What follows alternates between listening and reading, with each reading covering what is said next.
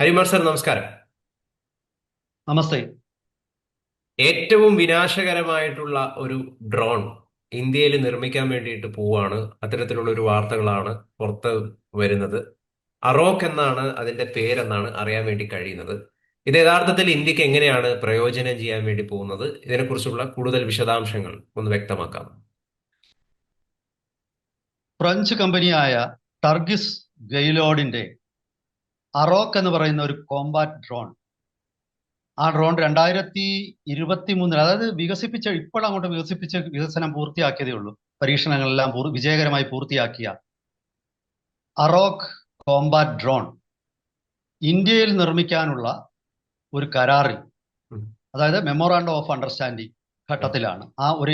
ഈ കഴിഞ്ഞ ദിവസം ഇന്ത്യയുടെ പ്രമുഖ സ്വകാര്യ ഡ്രോൺ നിർമ്മാണ കമ്പനിയായ ഭാരത് ഫോർജ് ഉം. ടർഗിസ് ഗെയ്ലോഡുമായിട്ട് ഒരു കരാർ ഒപ്പിട്ടു. ഈ കരാർ പ്രകാരം അറോക്ക് കോമ്പാറ്റ് ഡ്രോൺ അത് പൂർണ്ണമായിട്ടും ഇന്ത്യയിൽ നിർമ്മിക്കും. ടർഗിസ് ഗെയ്ലോഡ് അതിന്റെ ടെക്നോളജി ഭാരത് ഫോർജിന് കൈമാറും. വെറുതെ ടെക്നോളജി കൈമാറുക മാത്രമല്ല, സമ്പൂർണമായിട്ട് ഈ ഡ്രോൺ നിർമ്മിക്കാനുള്ള ഒരു ലൈൻ, അതായത് ഒരു സപ്ലൈ ചെയിൻ ഇന്ത്യയിൽ രൂപപ്പെടുത്തും. ഈ ഡ്രോൺ എന്ന് പറയുന്നതിന്റെ ഒരു പ്രത്യേകത, സാധാരണ ഇപ്പം നമുക്ക് അമേരിക്കയുടെ ഏറ്റവും ആധുനികമായ പ്രഡേറ്റർ MQ-9B ഡ്രോൺ വരെ ഇന്ത്യക്കുണ്ട്. ഉം. പക്ഷെ അതൊക്കെ തന്നെ അമേരിക്കൻ സൈന്യത്തിന് ഏതാണ്ട് 2010-12 കാലത്തൊക്കെ അമേരിക്കൻ സൈന്യം പൂർണ്ണമായിട്ട് ഉപയോഗിക്കാൻ തുടങ്ങിയതാണ്. ഒരു ഉം. 10-14 കൊല്ലത്തിന് ശേഷമാണ് അത് ഇന്ത്യയുടെ കൈവശം വരുന്നത്. ഉം. അതായത് ടെക്നോളജി കുറച്ച് പഴയതാണ്, ഉം. ഒത്തിരി പഴയതാണെന്നല്ല ഞാൻ പറയുന്നത്. ഉം. പക്ഷെ ഇവിടെ ഈ അറോക്ക് ഡ്രോൺ എന്ന് പറയുന്നത്, ഉം. അതിന്റെ ഒരു പ്രത്യേകത ഞാൻ പറഞ്ഞു. ഈ 2023 ഒടുവിലാണ് അത് സമ്പൂർണ്ണമായിട്ട് എല്ലാ പരീക്ഷണവും കഴിഞ്ഞ് അത് പിന്നെ ഫ്രഞ്ച് ആർമിയിൽ ഇൻഡക്ട് ചെയ്യാൻ സന്നദ്ധമാണ് എന്നുള്ളത് സർട്ടിഫിക്കേഷനൊക്കെ കിട്ടിയത്. ഉം. അപ്പൊ അത്ര ലേറ്റസ്റ്റ് ആയിട്ടുള്ള ഒരു ഡ്രോണ് ഇന്ത്യക്ക് കൈവശം വരാൻ പോവുകയാണ്. ഉം. ഇതൊരു medium altitude long endurance male drone എന്ന് പറയുന്ന ഒരു കാറ്റഗറി പെടുന്നതാണ്. അതായത് ഏതാണ്ട് ഒരു 30-35,000 അടി വരെ ഉയരത്തിൽ പറക്കുകയും ഉം. 24 മുതൽ 30 മണിക്കൂർ വരെ ആകാശത്തിൽ പറക്കാനുള്ള ഉം. ഒരു ശേഷിയും ഉള്ള ഒരു വിഭാഗത്തിൽ പെടുന്ന അതിനാണ് ഈ മെയിൽ ഡ്രോൺ എന്ന് പറയുന്നത്. ഉം. അപ്പൊ അങ്ങനെയുള്ള ഒരു medium altitude long endurance drone ഉം. ആണ്.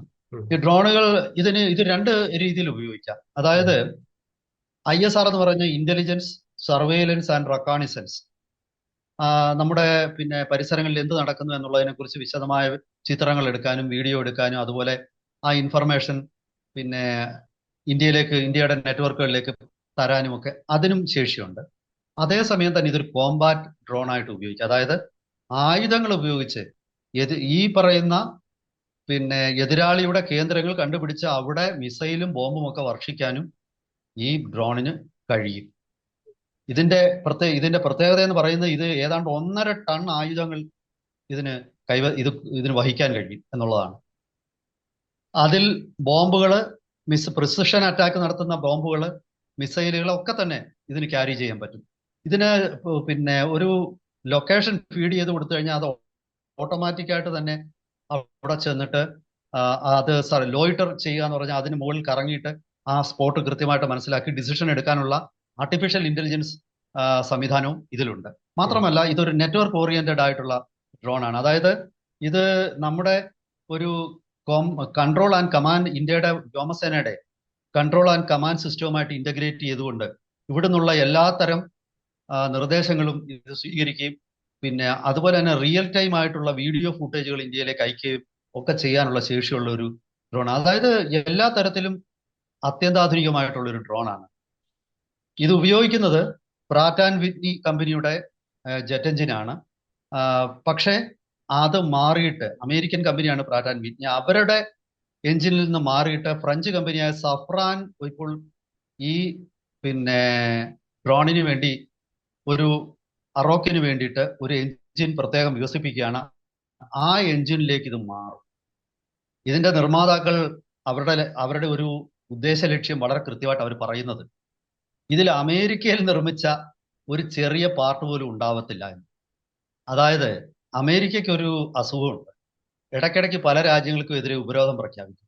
ഉം, അവരുടേതിനേക്കാൾ മികച്ച ഒരു ഉപകരണമാണെങ്കിൽ അത് എങ്ങനെങ്കിലും നശിപ്പിക്കാൻ, ഉം, അത് എങ്ങനെങ്കിലും ഉപയോഗത്തിൽ നിന്ന് മാറ്റാൻ നോക്കും. അതിനെതിരെ ഒരുപാട് ക്യാമ്പയിൻ, ഇപ്പൊ നമ്മൾ ഏറ്റവും കൂടുതൽ റഫാലിനെതിരെ അമേരിക്ക നടത്തുന്ന കുപ്രചരണങ്ങൾ നമ്മൾ കാണുന്നുണ്ട്.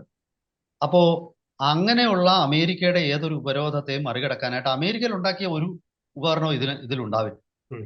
അത് ഇപ്പോഴും എഞ്ചിനുണ്ട്, പക്ഷെ ആ എഞ്ചിൻ പരിപൂർണമായിട്ട് മാറ്റും. എഞ്ചിൻ മാറ്റിയിട്ട് സഫ്രാന്റെ അതിനേക്കാൾ ശക്തിയുള്ള ഒരു എഞ്ചിൻ സഫ്രാൻ തയ്യാറാക്കി കഴിഞ്ഞിരിക്കുന്നു. അതിന്റെ പരീക്ഷണങ്ങളെല്ലാം മിക്കവാറും പുരോഗമിച്ചു കഴിഞ്ഞു. അതിന്റെ ഫൈനൽ ഓപ്പറേഷണൽ ക്ലിയറൻസ് ഇപ്പോൾ ഉടനെ ഉണ്ടാകുമെന്നാണ് പറയുന്നത്. അതുകൂടെ കഴിഞ്ഞു കഴിഞ്ഞാൽ, FOCയും കൂടെ കിട്ടിക്കഴിഞ്ഞാൽ അത് ഈ ഡ്രോണുമായിട്ട് ഇന്റഗ്രേറ്റ് ചെയ്തിട്ട് അതായിരിക്കും ഇന്ത്യയിൽ നിർമ്മിക്കാൻ പോകുന്നത്. അപ്പൊ ചുരുക്കി പറഞ്ഞാല് ഇന്ത്യക്ക് യഥാർത്ഥത്തിൽ ഇന്ത്യയുടെ കൈവശം പലതരത്തിലുള്ള ഡ്രോണുകൾ. അതില് പിന്നെ ഇന്ത്യ സ്വന്തമായിട്ട് ഒരുപാട് ലോയിറ്ററിങ് ഡ്രോൺ എന്ന് പറയുന്ന 100 കിലോമീറ്റർ ഒക്കെ ദൂരം വരെ പോയിട്ട് സൂയിസൈഡ് ഡ്രോൺ ഉണ്ട്, അത് ഇന്ത്യ ഉണ്ടാക്കുന്നുണ്ട്. അതുപോലെ സ്വാമിംഗ് ഡ്രോണുകൾ ഇന്ത്യ ഉണ്ടാക്കുന്നുണ്ട്. പക്ഷേ ഇന്ത്യക്ക് ഈ പറയുന്ന ഒരു medium altitude long endurance drone ഉണ്ടാക്കാനുള്ള നമ്മുടെ ശ്രമം പൂർണ്ണമായിട്ട് ഇതുവരെ വിജയിച്ചില്ല. ഉം. തപസ് BH എന്ന് പറയുന്ന ഒരു ഡ്രോൺ DRDO നിർമ്മിച്ചിട്ടുണ്ട്. അത് ISR ആണ്, അതായത് ഇന്റലിജൻസ് സർവേലൻസ് റെക്കോണിസൻസിന് വേണ്ടിയിട്ട് ഉപയോഗിക്കുന്ന ഒരു ഡ്രോൺ ആണ്. അതുപോലെ തന്നെ ആർച്ചർ MG എന്ന് പറയുന്ന ഒരു കോമ്പാറ്റ് ഡ്രോൺ നമ്മൾ നിർമ്മിച്ചുകൊണ്ടിരിക്കുകയാണ്. അതിന്റെ പരീക്ഷണങ്ങൾ പുരോഗമിക്കുകയാണ്. പക്ഷേ ഇനി മറ്റൊരു കാര്യം എന്ന് പറയുന്നത്, ഒരു ഇസ്രായേലിന്റെ ഒരു കോമ്പാറ്റ് ഡ്രോൺ അദാനി കമ്പനി ഇപ്പോൾ ഇന്ത്യയിൽ നിർമ്മിക്കുന്നുണ്ട്. പക്ഷെ എൽബിറ്റ് അദാനി എന്ന് പറയുന്ന കമ്പനി ഇപ്പോൾ നിർമ്മിക്കുന്നുണ്ട്. പക്ഷേ അതിനേക്കാളും മികച്ചതാണ് ഇപ്പോഴുള്ള ഈ അറോക്ക് ഡ്രോൺ. അങ്ങനെ ഈ അറോക്ക് ഡ്രോൺ ഇന്ത്യയുടെ കൈവശം വന്നാൽ, ഇത് പാകിസ്ഥാന്റെ കൈവശമുള്ള ബൈറക്ടർ TB2 എന്ന് പറയുന്ന ടർക്കിഷ് ഡ്രോൺ ഉണ്ട്. അതൊരു മെയിൽ കോമ്പാറ്റ് ഡ്രോൺ ആണ്. ഉം. അതിനേക്കാളും വളരെ മികച്ചതാണ് ഈ ഡ്രോൺ. അതിനേക്കാളും വളരെയധികം ആയുധങ്ങൾ, അതിന് ഏതാണ്ട് 500 കിലോഗ്രാം ആയുധങ്ങൾ മാത്രമേ വഹിക്കാനുള്ള ശേഷിയുള്ളൂ. ഇത് 1.5 ടൺ, അതായത് 1500 കിലോഗ്രാമിലധികം ആയുധങ്ങൾ വഹിക്കാനുള്ള ശേഷിയുള്ള ഒരു ഡ്രോൺ ആണ്.